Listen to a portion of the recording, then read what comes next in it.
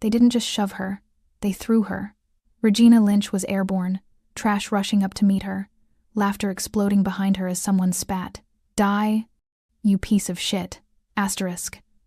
What they didn't know what made this moment a death sentence was that a man in a black suit had just stopped walking in the shadows, and he never forgets faces. If this story pulled you in, make sure to hit that subscribe button so you never miss what's coming next. I've got another unforgettable story dropping tomorrow, and while you're here, jump into the comments and tell me where you're watching from.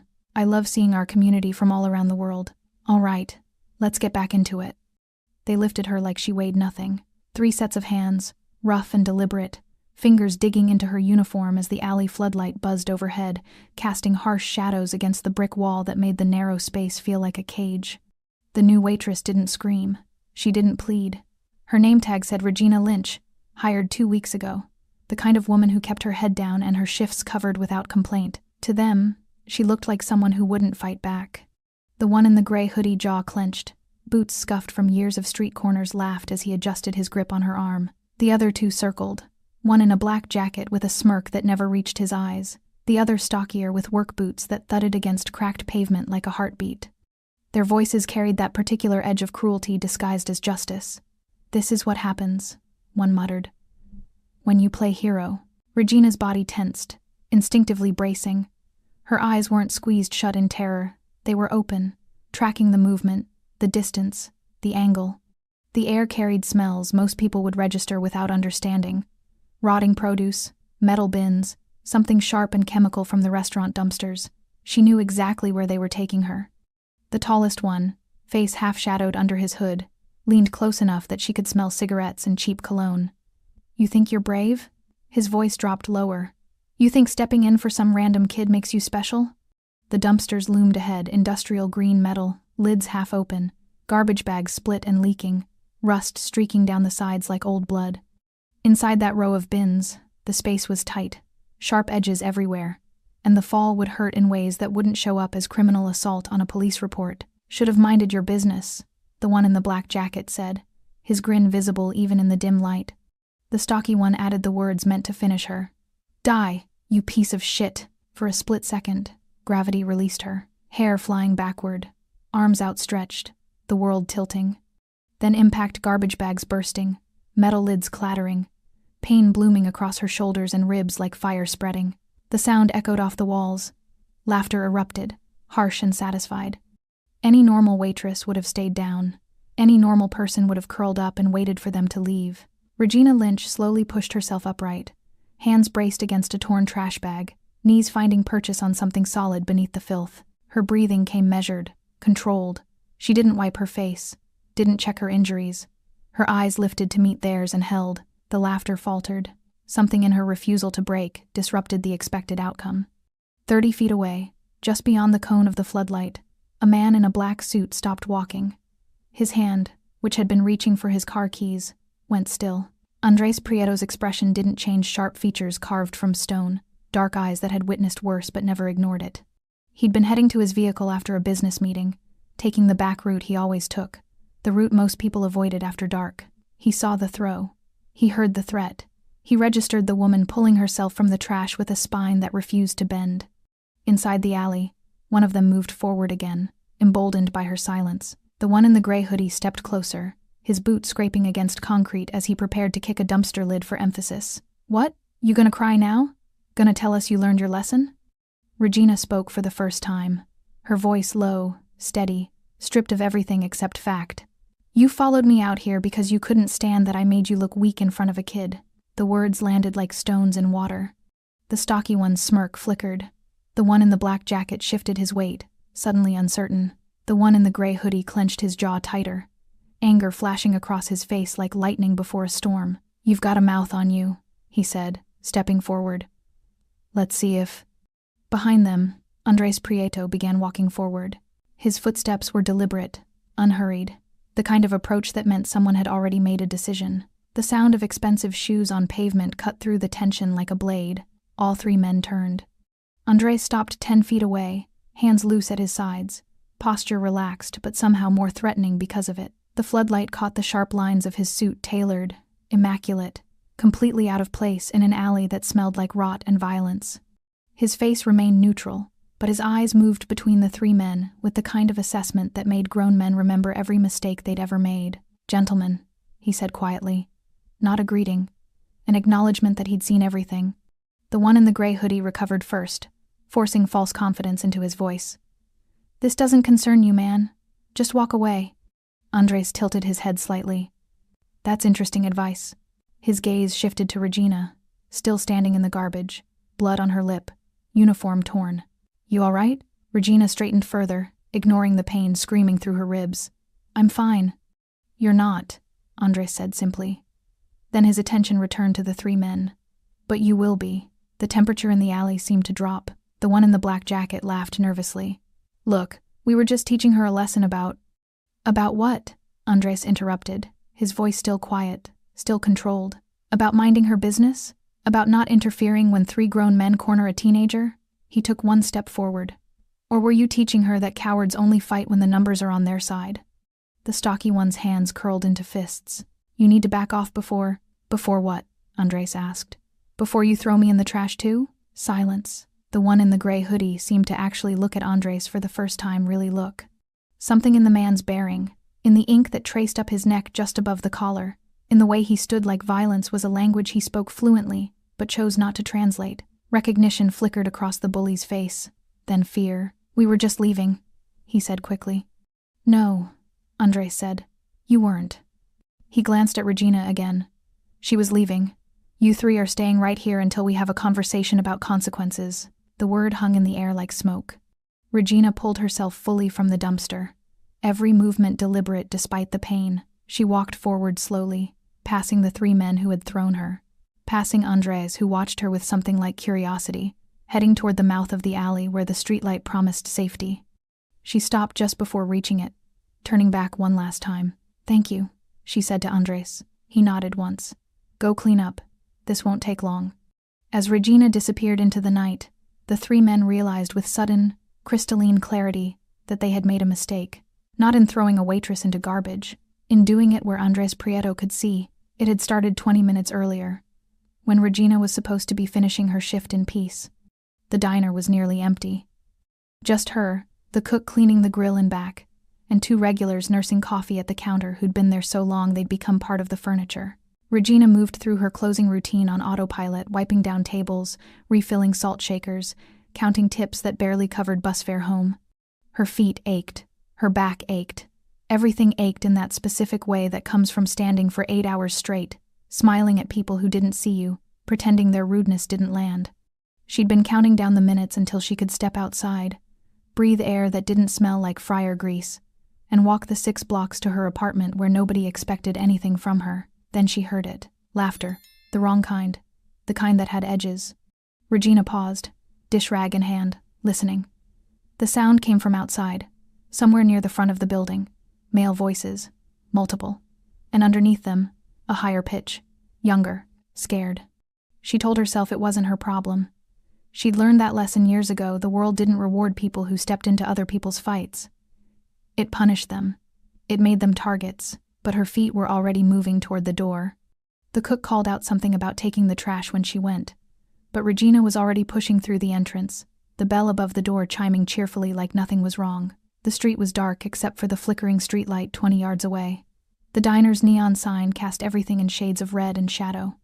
And there, just beyond the pool of light, 3 men had someone cornered. A boy. Couldn't have been more than 16. Tall but skinny in the way teenagers get when they grow too fast, all angles and awkward limbs. He wore a jacket 2 sizes too big, hood pulled up, hands shoved deep in pockets. His eyes darted left, right, searching for an escape route that didn't exist. The 3 men had him boxed in. One leaned against a parked car, arms crossed, smirking. Another stood directly in the boy's path, close enough to be threatening without actually touching. The third circled slowly, like a shark testing the water. "Come on," one of them said, voice dripping with false friendliness. "We just want to talk." "About what you saw," another added. The boy's voice came out thin, shaking. "I didn't see anything. I swear, You just what?" The one in the gray hoodie stepped closer. "Just happened to be standing right there when the cops showed up? Just happened to be looking the other direction? I wasn't looking at anything. I was just walking home from..." From where? The stocky one cut him off. You don't live around here. Regina's hand tightened on the doorframe. Every instinct screamed at her to go back inside, lock the door, let someone else handle it. This wasn't a mugging. This was something else, something planned. The boy's eyes caught hers across the distance. For just a second, a silent plea, she stepped forward. Hey! The word came out before she'd fully decided to say it, before she'd calculated the cost, before fear could stop her. All three men turned. The boy's head snapped up, hope and terror mixing on his face. Regina walked closer, keeping her steps measured, unthreatening. He bothering you guys? The one in the black jacket laughed, but it had a sharp edge. What? The kid, Regina said, gesturing. Is he bothering you? Because if not, maybe you could let him get home. The one in the gray hoodie, the leader, Regina realized studied her with eyes that had gone flat and calculating. This doesn't concern you. Probably not, Regina agreed. Her voice stayed level, almost conversational. But he's a kid. And there's 3 of you. Doesn't really seem fair. Fair? The stocky one barked a laugh. You hear that? She's worried about fair. The boy was already moving, sensing the shift. He slipped sideways, putting distance between himself and the men, edging toward Regina like she was a shield. Back off, Regina said quietly. Not a shout, not aggressive, just a boundary drawn in the dirt. He's leaving now. The one in the gray hoodie's expression changed. The calculation hardened into something colder. You his mother? No. His sister? Girlfriend? You know this little shit? No, Regina said again. But you're done. For a moment, nobody moved. The boy took his chance. He bolted, sneakers slapping pavement, hood flying back, arms pumping as he ran down the street, and disappeared around the corner without looking back. The silence that followed felt heavy, dangerous. The one in the black jacket took a step toward Regina. You just made a real stupid mistake. Regina's heart hammered, but she kept her face neutral. He's gone. Whatever issue you had with him, it's over. No, the one in the gray hoodie said slowly. Now our issue is with you. The stocky one cracked his knuckles deliberately. Sticking your nose where it doesn't belong. Regina felt the cold math settling in her stomach. 3 against 1. No witnesses. The street empty except for them. The cook inside the diner wouldn't hear anything unless she screamed, and screaming would just make them angrier. I'm going back inside now, she said. Sure you are. The one in the gray hoodie smiled. It didn't reach his eyes. After we have a little conversation. They didn't move to stop her as she turned. That should have been a relief. Instead, it made her skin crawl. She walked back into the diner, locked the door behind her, exhaled the breath she'd been holding. The cook looked up from the grill, eyebrows raised in question. Everything okay? Yeah, Regina lied. Just some kids being loud. She finished her closing duties mechanically, mind elsewhere, calculating. The 3 men knew where she worked now. They'd seen her face. They weren't the type to let public humiliation slide, especially not from a waitress who made them back down in front of their target. 45 minutes later, she clocked out, grabbed her jacket, said goodnight to the cook, stepped out the back door into the alley because it was closer to the street she needed. The floodlight was already on, buzzing like a warning she didn't hear, and the 3 men were waiting. Andres Prieto had learned long ago that the most important decisions were made in silence. He stood now in that silence, watching 3 men shift their weight like animals, realizing they'd cornered something more dangerous than expected. The alley felt smaller with him in it. The floodlight buzzed overhead, casting his shadow long across the pavement, and somewhere in the distance, a siren wailed too far away to matter, too close to ignore. The woman Regina, her name tag had said, was gone. Smart. She'd understood the unspoken offer. Leave now while you can still walk away clean. Some people didn't recognize mercy when it was offered. She had. Look, man, the one in the gray hoodie started, voice climbing half an octave toward reason. We didn't know she was. We weren't trying to. Stop. Andres' voice cut through the explanation like a blade through silk. Quiet. Absolute. Don't insult both of us by pretending you're sorry. The 3 men exchanged glances. The stocky one's hands were still curled into fists. The one in the black jacket had taken a step backward without seeming to realize it. The one in the gray hoodie, the leader, was doing calculations behind his eyes. Fight or flight, pride or survival. Andres had seen this dance 1,000 times. He already knew how it would end. We should go, the one in the black jacket said, voice tight. Yes, Andres agreed. You should, but not yet. He'd come to this part of the city for a meeting. Routine business, the kind that required his physical presence, his signature, his eyes confirming what contracts couldn't guarantee. The restaurant had been 2 blocks over, expensive and discreet, the kind of place where conversations happened in undertones and everyone understood that some things were never said aloud. The meeting had gone well. Papers signed, agreements reached, hands shaken with the appropriate pressure that communicated respect without submission. He'd been walking to his car, parked deliberately away from the restaurant's valet service, because Andres preferred to control his own exits, when he'd heard it. Not the shout, not even the impact, the laughter, the specific kind of laughter that came from men who believed they were untouchable, who'd grown comfortable with cruelty, who'd never faced real consequences and didn't expect to start tonight. Andres had almost kept walking, should have kept walking. His evening was finished, his obligations met. Whatever was happening in that alley was technically none of his concern.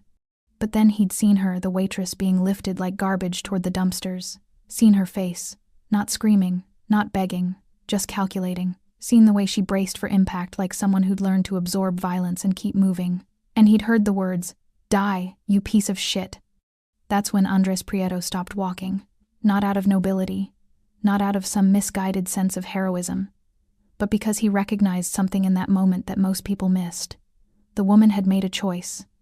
She'd stepped between predators and prey, knowing the cost, accepting it anyway.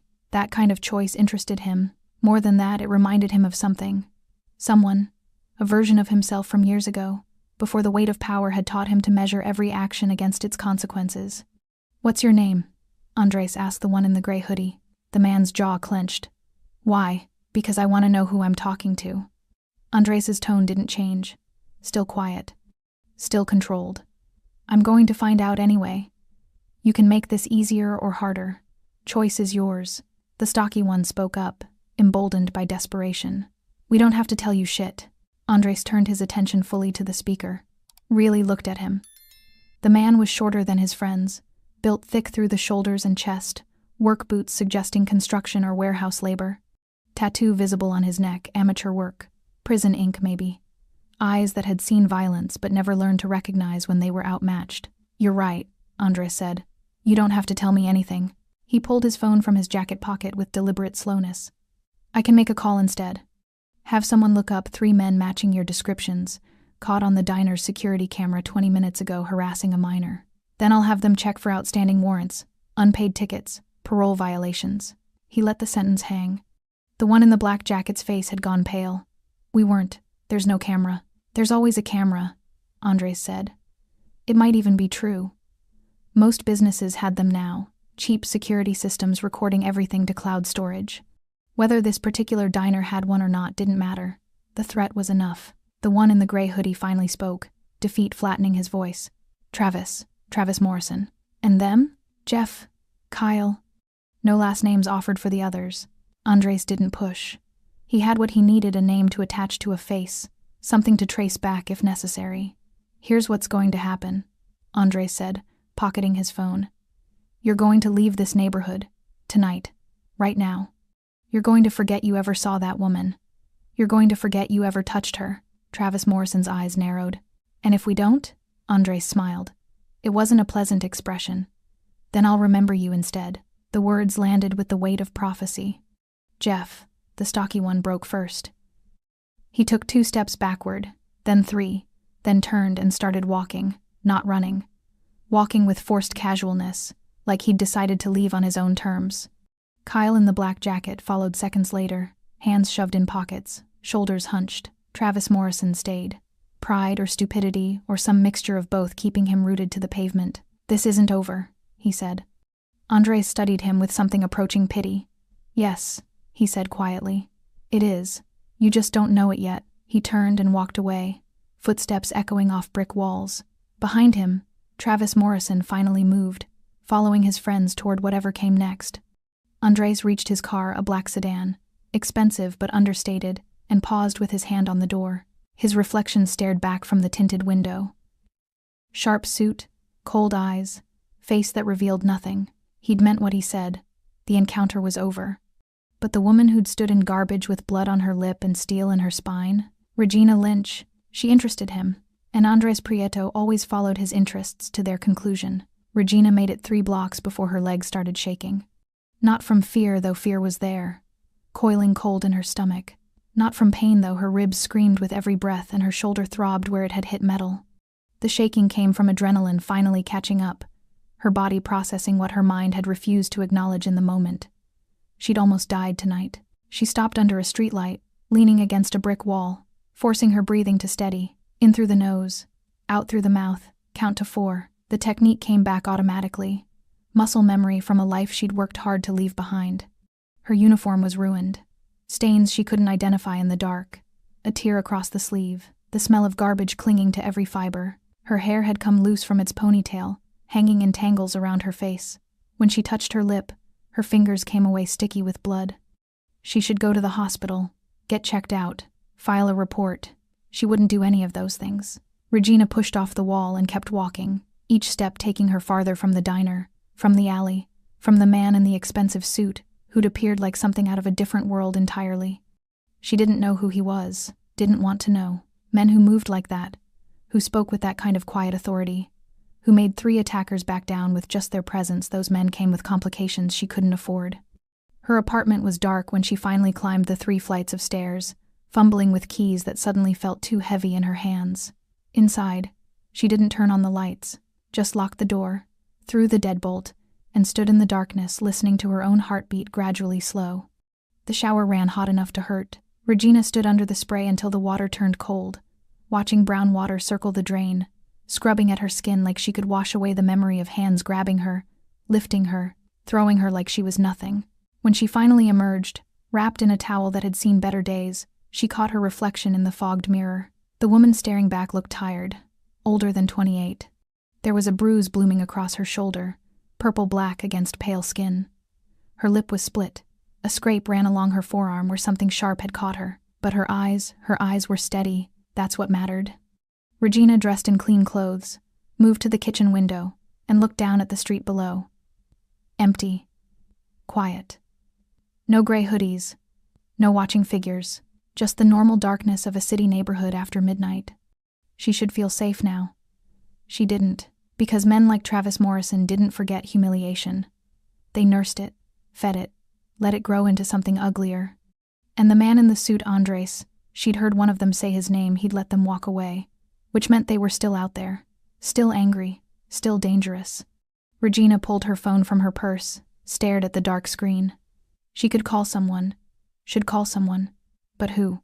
She had no family in the city, no close friends, just co-workers who knew her as the quiet new hire who never caused trouble, until tonight. Her thumb hovered over the emergency call button, then dropped. What would she even say? 3 men threw me in the trash, but another man scared them away, and now I'm home and nothing actually happened except I can't stop shaking? The police would take a report. Maybe. Probably tell her there was nothing they could do without evidence, without witnesses, without proof that the men intended serious harm. They'd ask why she'd intervened in the first place, suggest she'd escalated the situation, imply that somehow this was her fault for not minding her business. Regina had heard those questions before, in a different city, a different life.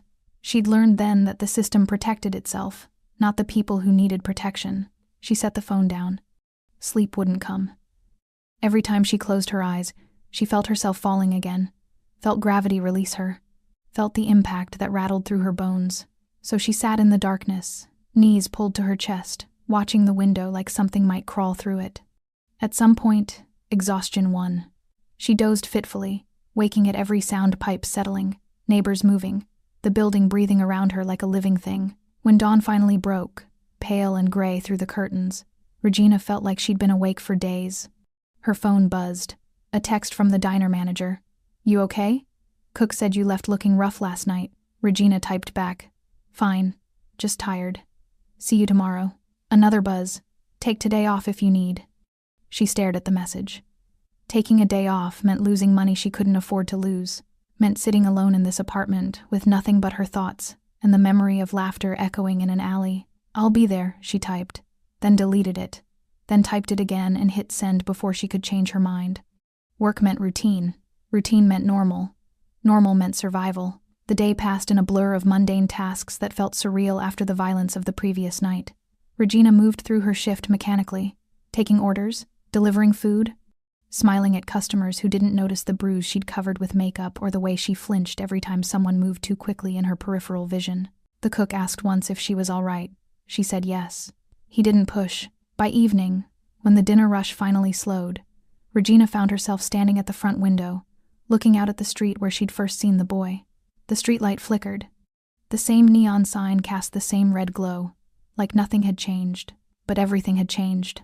She'd crossed a line last night, stepped between cruelty and fear, made herself visible, made herself a target, and now she had to live with the consequences of that choice, whatever they turned out to be. The door chimed.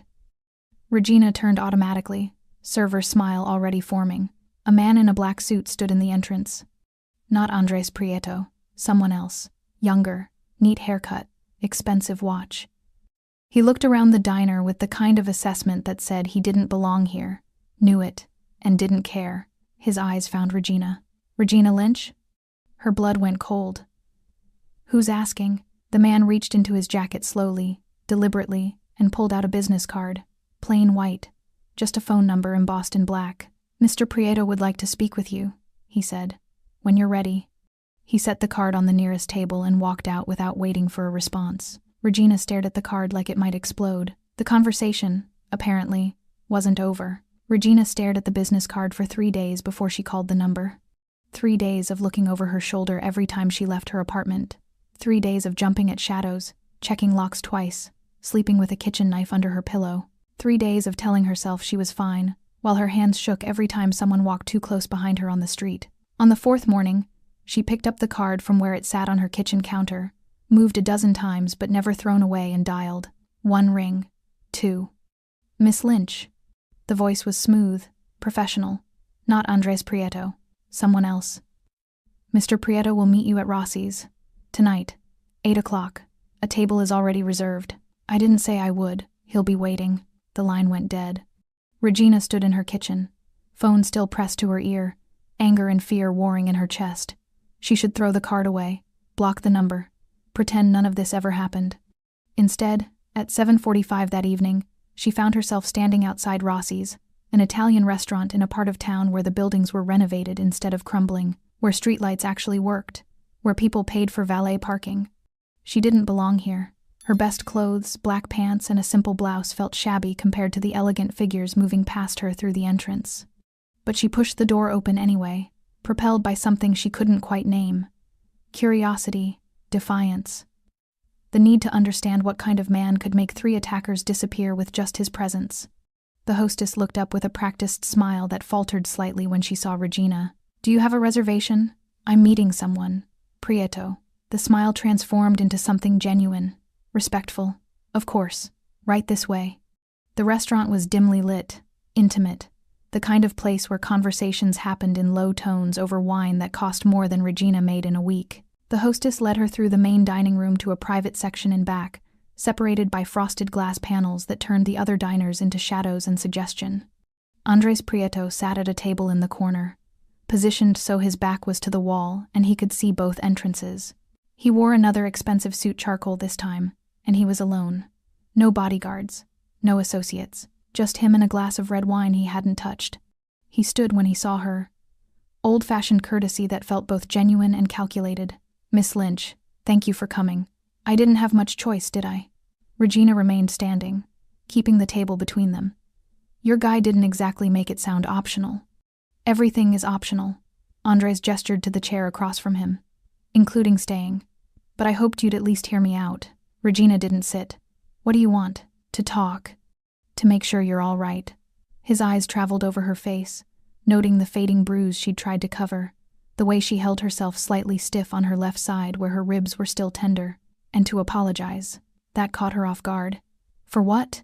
For letting them walk away that night. Silence settled between them, heavy with implication. Regina finally sat, not because she'd been invited, but because her legs were suddenly tired of holding her upright. What happened to them? Does it matter? Yes. Andres studied her for a long moment, then nodded slowly, like she'd passed some kind of test. Travis Morrison was arrested 2 days ago. Outstanding warrant. He'll be in county lockup for at least 6 months, possibly longer if certain other charges come to light. And the other two? Jeff Harmon left the city. Decided he preferred opportunities elsewhere. Kyle Beck. Andres paused, choosing his words carefully. Kyle Beck is reconsidering his life choices. Somewhere quiet where he has time to think. Regina's hands clenched in her lap. You did that. I made phone calls, asked questions, reminded people of facts they'd conveniently forgotten. He finally picked up his wine glass, took a small sip. I didn't manufacture crimes, Miss Lynch. I just ensured existing consequences finally caught up. Why? The question came out harder than she intended. You don't know me. You don't owe me anything.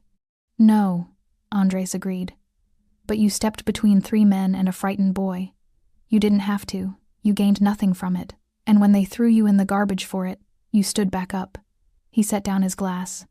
That interested me. I'm not interesting. I'm a waitress who made a stupid decision. It wasn't stupid. His voice carried absolute certainty. It was brave.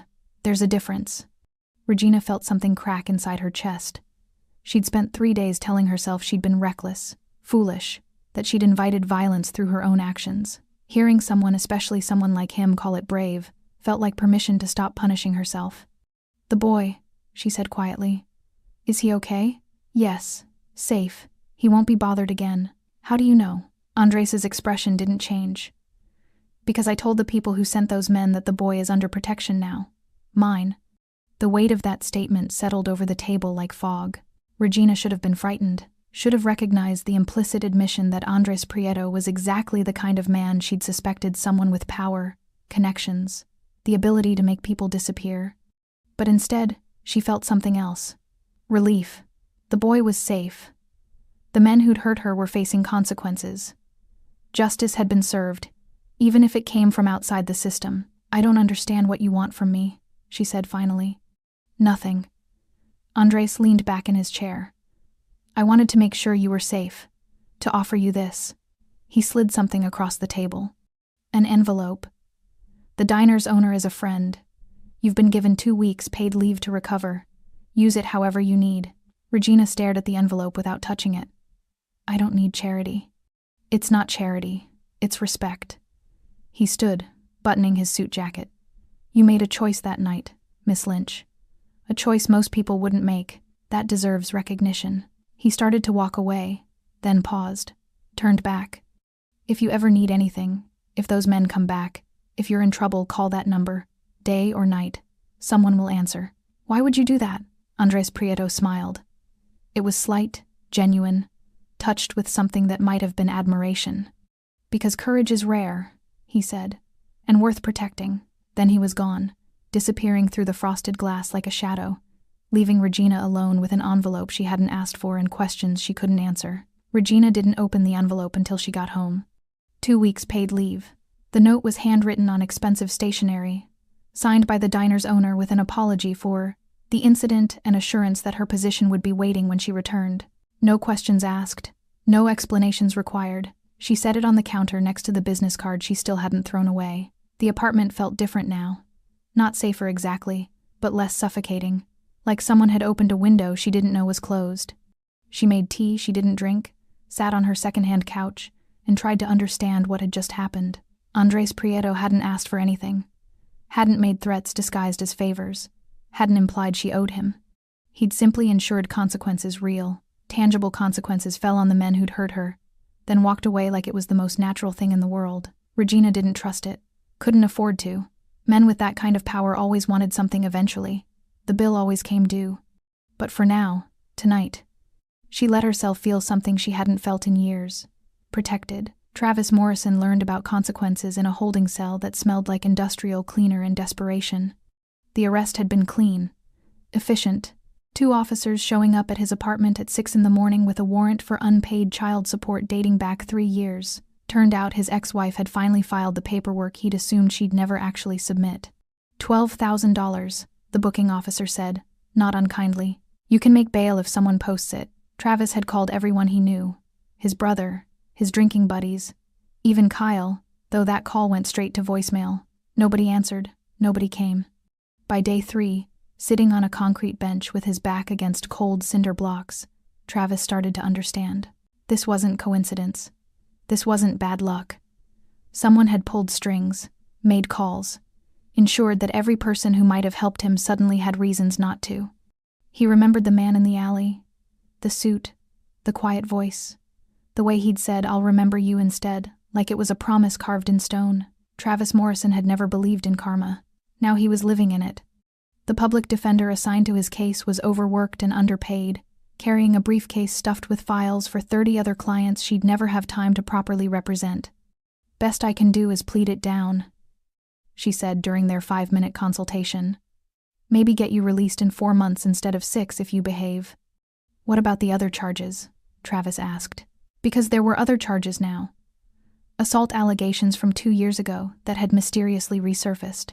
Witness statements that hadn't existed before suddenly appearing in official reports. The defender looked at him with something like pity. "Were you a good person back then, Mr. Morrison?" Travis didn't answer. "Then maybe this is just everything catching up at once." Jeff Harmon made it as far as Nevada before his truck broke down outside a town whose name he'd already forgotten. He'd left the city with $300 and a duffel bag stuffed with clothes, not bothering to tell his landlord or his employer or the woman he'd been seeing casually for 2 months. Just gone. Disappeared in the night like smoke. The truck, 15 years old, held together with duct tape and optimism, had given up outside a gas station where the heat shimmered off the asphalt in waves and everything smelled like diesel and sage. The mechanic quoted him $800. Jeff had $200 left.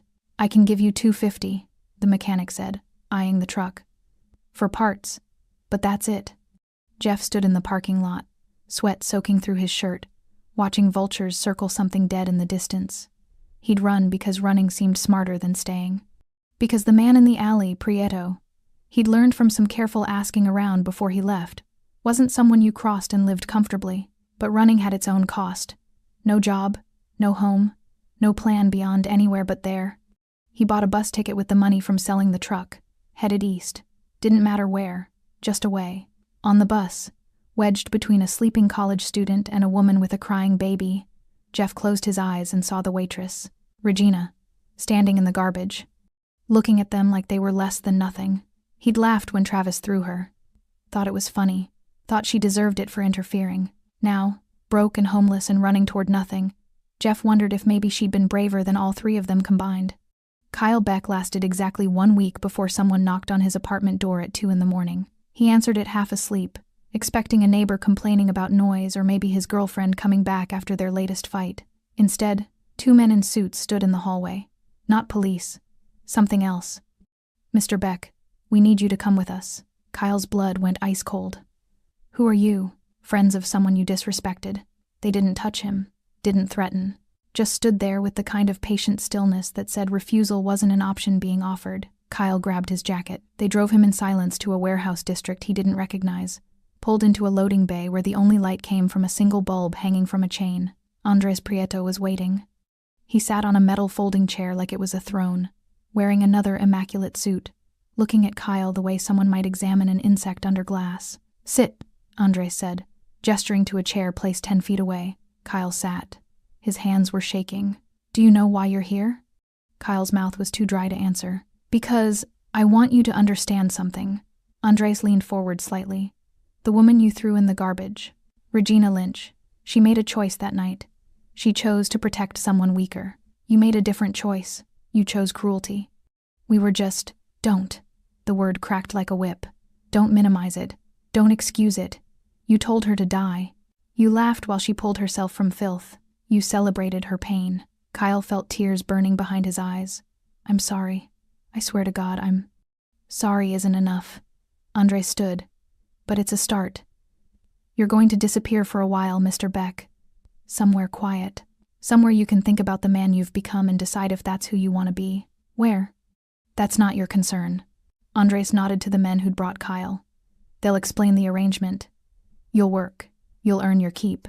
And maybe, if you learn something, you'll come back different." Kyle was crying now. "Please, courage," Andres said, "is choosing to do the right thing when it costs you something. You 3 chose cowardice. Now you pay the price." Regina woke on the 5th morning of her unexpected leave and realized she'd slept through the night without nightmares. The realization came slowly, like surfacing from deep water. No dreams of falling. No phantom sensations of hands grabbing her. No jerking awake at 3 a.m. with her heart hammering and her sheets soaked in sweat. Just sleep, deep and dreamless and whole. She lay in bed watching early light filter through the curtains, listening to the city wake up around her cars starting, someone's alarm blaring through thin walls, the couple upstairs arguing in Spanish about something that sounded important but probably wasn't.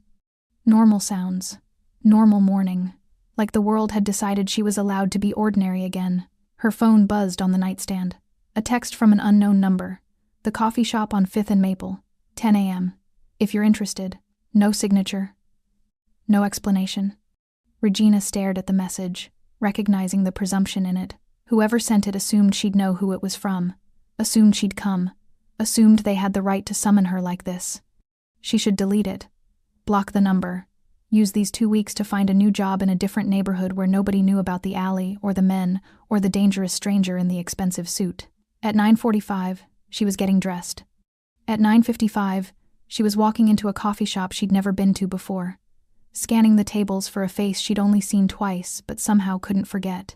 Andres Prieto sat near the back, away from the windows, positioned so he could see everyone who entered. He wore casual clothes today, dark jeans, a black sweater, leather jacket draped over the chair beside him. Without the suit, he looked younger, more human, though his eyes carried the same weight they'd had in the alley. He stood when he saw her, always with the old-fashioned courtesy that felt both genuine and like armor. You came. I shouldn't have. Regina remained standing, hands in her jacket pockets. I should have blocked that number. But you didn't. He gestured to the chair across from him. Coffee? They make a decent cappuccino here. Regina sat because standing felt like admitting she was afraid. Why am I here? Andres settled back into his chair, studying her with that same careful assessment she remembered from the restaurant. Because I have a proposition, and because I think you deserve to hear it. I don't want your money. Good. Because I'm not offering any. He paused as a barista brought over 2 coffees he'd already ordered for her. She realized, which should have annoyed her but somehow didn't. I'm offering a job. Regina wrapped her hands around the cup, letting the warmth seep into her palms. I have a job. You have a job that pays barely above minimum wage, where you stand for 8 hours serving people who don't see you, going home to an apartment with locks that wouldn't stop a determined teenager. His voice was matter-of-fact, not cruel, just stating realities she'd tried not to think about. I'm offering something different. I'm not interested in whatever business you... It's legitimate, Andres interrupted quietly. Security consulting. I own several properties, restaurants, office buildings, residential complexes. They need someone to assess vulnerabilities, recommend improvements, coordinate with contractors. Someone observant. Someone who understands how predators think. Regina's throat felt tight. You don't know anything about me. I know you recognized danger before it touched you. I know you calculated exits and distances while being thrown into garbage. I know you pulled yourself up when most people would have stayed down. He took a sip of his coffee. And I know you're trained. Military or law enforcement. The way you moved, the way you scanned the alley, that's not instinct. That's education. She should have lied. Should have deflected. Instead, the truth came out quiet and heavy. Military police. 6 years. Honorable discharge. Andres nodded like she'd confirmed something he'd already suspected. And now you're serving coffee because nobody hires women with gaps in their employment history and no recent references. I don't talk about why I left. You don't have to. He set down his cup. I'm not asking for your trauma, Miss Lynch. I'm asking if you want to use your skills for something that pays $40 an hour instead of $12. The number hit her like a physical blow. $40 an hour. That was rent paid without panic. That was groceries without calculating every item. That was breathing room she hadn't had in 3 years. Why me? Regina asked. You could hire anyone. Someone with current credentials. Someone without. She gestured vaguely at herself. Baggage. Because baggage means you understand what it costs to make hard choices. And because when you saw that boy being cornered, you didn't calculate the cost first. You just moved. Andres leaned forward slightly. That's rare, Miss Lynch. Rarer than credentials. Regina looked down at her coffee, watching steam curl upward like ghosts. This was too easy, too convenient. Men like Andres Prieto didn't offer salvation without strings attached. What do you really want? She asked. Honestly? He considered the question with visible sincerity. I want someone around me who chooses to do the right thing, even when it's stupid. Someone who won't ignore violence because it's not their problem. Someone who, he paused, choosing words carefully, reminds me why certain things matter. That's not a reason to hire someone. It's the only reason that matters. Andres pulled a folder from the messenger bag beside his chair and slid it across the table. Job description, starting salary, benefits, no contract. You can quit any time, no questions asked. Read it. Think about it. Call that number if you're interested. Regina opened the folder. Everything was there, printed on official letterhead, detailed and specific, exactly as legitimate as he'd claimed. Security consulting for Prieto Property Management, $40 an hour, health insurance, 2 weeks paid vacation. It looked real. It looked safe, which meant it probably wasn't. I need time, she said. Take all you need. Andres stood, pulling on his leather jacket. But Miss Lynch? Whatever happened before that made you leave the military, made you hide in a diner, made you think you didn't deserve better. You were wrong. You deserve at least the chance to decide who you want to be next. He left before she could respond, disappearing into the morning crowd on the sidewalk. Regina sat alone with the folder and her coffee, and the uncomfortable feeling that someone had just seen her more clearly than she'd seen herself in years. Her phone buzzed. Another text from the same unknown number. The offer stands regardless. You're not obligated, but you're also not forgotten. Regina looked at the folder again, at the number printed on the business card clipped to the first page, at the possibility of a life that wasn't just survival. She finished her coffee slowly, thinking. Regina took the job. Not immediately. She made herself wait the full 2 weeks, using the time to research Prieto Property Management, to verify the business was real, to drive past the address listed on the letterhead and confirm it wasn't some front operation run out of a warehouse. Everything checked out. The business was legitimate, 15 years established, owned properties across 3 states, employed 42 people with benefits and retirement plans. Reviews online were professional, unremarkable in the way real businesses were unremarkable, which made it more terrifying somehow. Because if Andres Prieto was legitimate, then accepting his offer meant stepping into a life she'd told herself she didn't deserve anymore. On the morning her leave ended, Regina called the number. The same smooth voice from before answered. Miss Lynch, we've been expecting you. I'll take the job, she said before she could change her mind. When do I start? Monday, 9 a.m. The address is in the folder. That gave her 3 days to second-guess everything. She spent them cleaning her apartment, organizing the closet she'd been ignoring for months, throwing away clothes that didn't fit and memories she'd been carrying like stones in her pockets. Physical purging, making space for whatever came next. Saturday afternoon, her phone rang. Unknown number, different from before. She almost didn't answer. Hello? Regina Lynch? A woman's voice. Young. Nervous.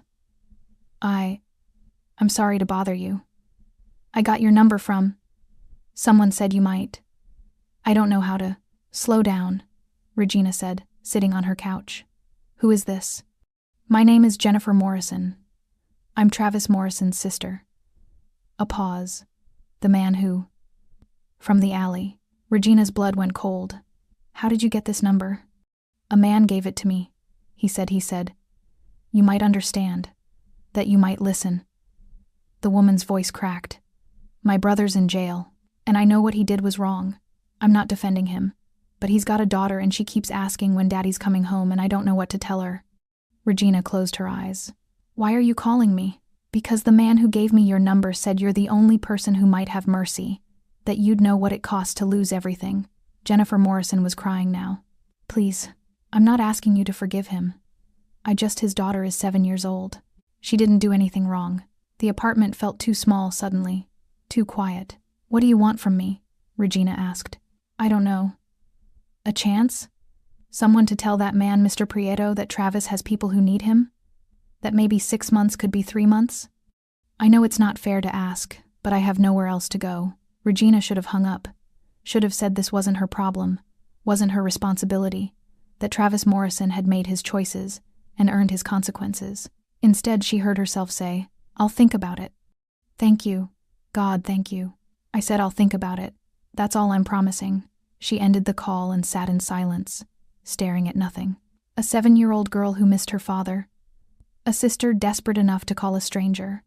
Consequences that rippled outward like stones thrown in water, touching people who'd done nothing wrong except love someone who had. Regina had wanted justice. She'd gotten it. 3 men punished for their cruelty, their violence, their assumption that some people didn't matter. But justice had collateral damage. It always did. Monday morning came cold and gray. Regina dressed carefully, not the diner uniform she'd worn for months, but clothes that said professional without trying too hard. Pressed pants, clean shirt, the leather jacket she'd bought years ago and rarely wore because it reminded her of who she used to be. The address led her to a building downtown, 10 stories of glass and steel with Prieto Property Management etched discreetly beside the entrance. The lobby was modern, efficient, smelling faintly of expensive cleaning products and fresh coffee. The receptionist expected her. "Miss Lynch, 9th floor. Mr. Prieto is waiting." The elevator was smooth, silent. Regina watched the numbers climb and tried to steady her breathing. This was legitimate, professional, just a job. The 9th floor opened into offices that looked like any corporate space: cubicles, conference rooms, people moving with purposeful efficiency. Nothing sinister, nothing dark. Andres Prieto's office was in the corner, windows overlooking the city. He stood when she entered, that same careful courtesy. "Miss Lynch, welcome. Thank you for the opportunity," Regina said, the words formal and strange in her mouth. "Come, let me show you your workspace." He led her down the hall to a smaller office, with a desk, computer, filing cabinets, everything she needed, nothing excessive. "You'll spend the first week reviewing our properties, learning our systems. After that, you'll start site assessments. Questions?" Regina had 1,000 questions. She asked the one that mattered. "The men from the alley. Did you arrange for Travis Morrison's sister to call me?" Andres's expression didn't change. "I gave her a number. What she did with it was her choice." "Why?" "Because consequences matter, but so does understanding who they affect." He moved to the window, looking out at the city. "Travis Morrison is paying for what he did, but his daughter doesn't deserve to lose a father for 6 months if 3 would teach the same lesson." "So you're asking me to what? Forgive him?" "I'm asking if you think punishment serves justice or just revenge." Andres turned to face her. "He's not asking for forgiveness. He's asking for mercy. There's a difference." Regina felt the weight of the decision settling on her shoulders like snow. Heavy, cold, real. "I need to think about it." "Of course." Andres headed toward the door, paused. "Miss Lynch? Whatever you decide, there's no wrong answer. Mercy isn't weakness, but neither is holding people accountable for their actions." He left her alone in her new office, surrounded by the trappings of legitimacy and the impossible weight of other people's lives. Regina sat at her desk, opened her computer, and tried to focus on work, but Jennifer Morrison's voice echoed in her head. "She keeps asking when Daddy's coming home." And underneath it, quieter but just as insistent, the memory of being 7 years old herself, waiting for someone who never came back. Justice and mercy weren't opposites, Regina realized. They were choices that lived in the same space, demanding you decide which mattered more. Regina lasted 4 days before she made the call. 4 days of learning property management systems, reviewing security assessments, pretending she could concentrate while Jennifer Morrison's words circled in her head like birds that wouldn't land. Thursday evening, she stayed late at the office after everyone else had gone home. The building was quiet, just the hum of computers and distant traffic below. She pulled out her phone, stared at Andres's number, and called before doubt could stop her. He answered on the second ring. "Miss Lynch, I want to talk about Travis Morrison. Are you still at the office?" "Yes. I'll be there in 20 minutes. He arrived in 15, still wearing his suit from whatever meeting he'd been in, carrying 2 containers of Thai food like he'd known she'd forget to eat. "You think of everything," Regina said, accepting the container. "I think of what matters." Andres sat across from her, opening his own food. "Tell me what you decided." Regina set down her fork, appetite suddenly gone. "His daughter shouldn't suffer for what he did. That's not justice. That's just creating more victims." "Agreed. But I can't just erase consequences. He hurt me. He tried to destroy me for doing the right thing. If I show mercy now, what message does that send? That you're stronger than he is?" Andres ate calmly, like they were discussing weather instead of someone's fate. "That you can afford to be merciful because you're not afraid of him anymore." "How do you know I'm not afraid?" "Because you're here. Because you took this job. Because you're sitting in this office asking about mercy instead of demanding revenge." He met her eyes. "Fear makes small decisions. Strength makes hard ones." Regina felt something loosen in her chest. 3 months instead of 6. But he has to complete anger management. Has to stay employed. Has to actually show up for his daughter. Done. Just like that? Just like that. Andres pulled out his phone, typed something quickly. I'll have it arranged by tomorrow. The sentence modification will cite good behavior and family circumstances. He'll never know you were involved unless you want him to. I don't. Regina picked up her fork again, surprised to find she was hungry after all. I don't need his gratitude. I just need to know I didn't become like him. They ate in comfortable silence for a while, the city lights spreading below them like fallen stars. Can I ask you something? Regina said finally. Always. Why do you care? About any of this? You could have walked past that alley. Could have ignored what happened. You had no reason to get involved. Andres set down his food, considering the question with visible seriousness. When I was 16, I watched 3 men beat my father in an alley behind his restaurant. He'd refused to pay protection money.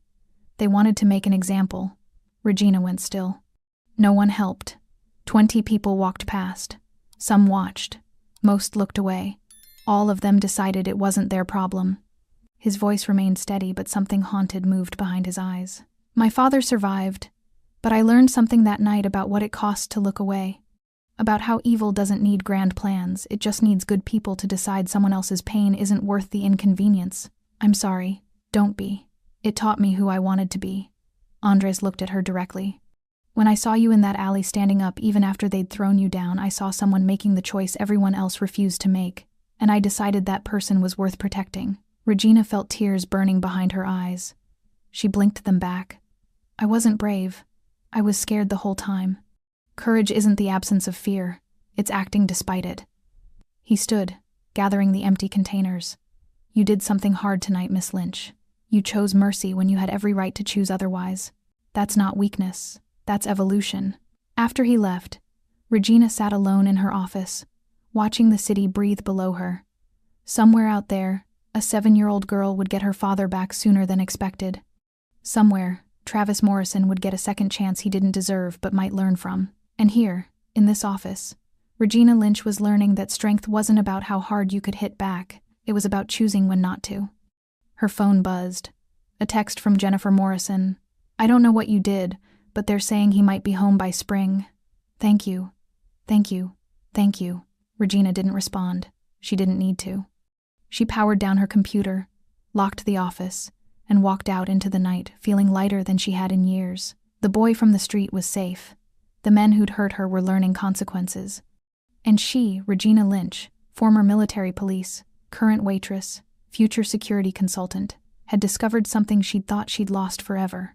The belief that her choices mattered. That one person standing up could change the trajectory of someone else's life. That sometimes the bravest thing wasn't throwing the punch. It was choosing mercy instead.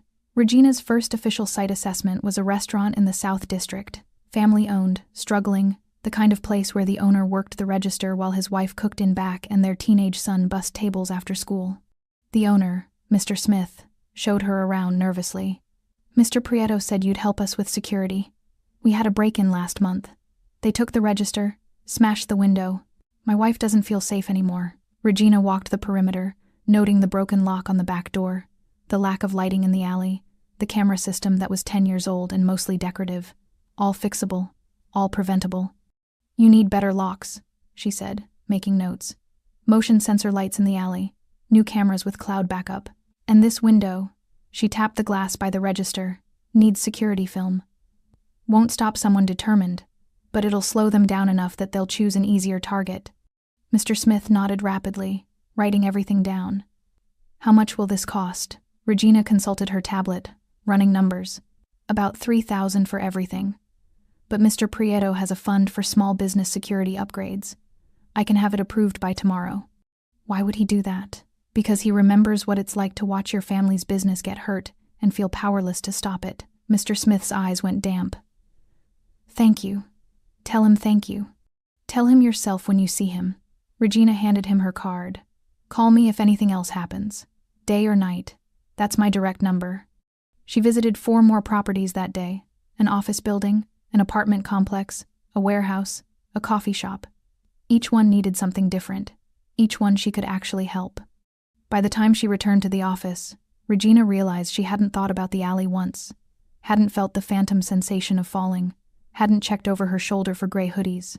She was healing, not by forgetting, but by building something new on top of the old foundation. Andres was waiting in her office when she arrived, sitting in the chair across from her desk like he had every right to be there. "How was your first day in the field?" he asked. "Good. Productive." Regina set down her bag, feeling the pleasant exhaustion of work that mattered. "Mr. Smith sends his thanks. He's a good man, deserves better than he's gotten." "Most people do." Regina sat, studying Andres with new understanding. "This job, it's not really about security, is it? It's about exactly what I told you. Assessing vulnerabilities, preventing problems, but also about giving people like Mr. Smith a chance, about putting someone with military training and a protective instinct in a position to actually help people, instead of just serving them coffee." Andres smiled. "Maybe it's about both. You could have hired anyone. But I hired you." He stood, moved toward the door. "Same reason you helped that boy. Same reason you chose mercy for Travis Morrison. Because some people are wired to stand between the strong and the weak, and the world needs more of those people in positions where they can actually make a difference." "Is that what you do?" Regina asked. "Stand between people?" "In my own way, yes. Even when it costs you? Especially then." Andres paused in the doorway. "Miss Lynch, I'm proud of the work you did today, and prouder of the choice you made last night. Keep being that person." After he left, Regina opened her laptop to write up her assessments. But first, she pulled up a search engine and typed Andres Prieto background. The results were exactly what she expected: business owner, philanthropist, property management mogul. Nothing criminal, nothing dark. But underneath the legitimate businesses and charitable donations, Regina saw the pattern: youth programs in dangerous neighborhoods, security upgrades for struggling businesses, legal defense funds for people who couldn't afford lawyers. Andres Prieto had built an empire, but he'd built it protecting people, just like he'd protected her. Regina closed the laptop and looked out at the city again. The same city where a teenage boy was safe now, where a 7-year-old girl would see her father again, where a waitress who'd thought her best days were behind her had found purpose again. She thought about the men who'd thrown her in the garbage, about how they'd expected her to break, expected her to disappear into silence and shame like so many others had before her. They'd been wrong. Not because she was special, but because she'd made a choice, the same choice countless people made every day when they decided someone else's fear mattered more than their own safety. Andres had called it courage. Regina wasn't sure. She just knew that when she'd seen that boy cornered, she'd moved without thinking. And everything that followed, the violence, the consequences, the mercy, the job had grown from that single moment of deciding to care. Her phone buzzed. Another text from the unknown number that was no longer unknown. "Dinner Friday?" Not business. Just two people who've learned that standing up costs something, but staying silent costs more. Regina smiled, typing back, "Where?" "Surprise. I'll pick you up at 7. She set down her phone, gathered her things, and headed home. The same 6 blocks she'd walked for months, but different now. Not a trudge toward oblivion, but a path forward. As she walked, Regina passed an alley. Not the same one, but similar. Dark, narrow, smelling of garbage and shadows. She didn't flinch, didn't look away, just kept walking. Because some acts didn't require witnesses to matter. Some choices changed you from the inside out. And sometimes the strongest thing you could do wasn't learning how to fight. It was learning when to fight, when to show mercy, and when to walk forward into the person you'd been trying to become all along. Regina Lynch had died in that alley. The woman who'd climbed out of the garbage was someone new, someone stronger, someone who'd discovered that courage wasn't given, it was chosen. Every single day. In moments big and small. And she'd keep choosing it. Tomorrow. Next week. For however long it took to build a life that honored the boy she'd saved and the woman she'd become. One choice at a time. One person protected at a time. One act of courage that didn't ask for permission or applause, just quietly insisted that some things mattered more than safety. That some people were worth the cost. That standing between fear and violence wasn't heroism. It was simply being human in a world that too often forgot what that meant. Thanks for staying with this story right till the final moment. You're the reason these stories come alive. If you're ready for another powerful journey, just tap the next video on your screen. And before you go, leave a quick comment and rate this story from 1 to 10. I'm excited to see your thoughts and connect with you down there.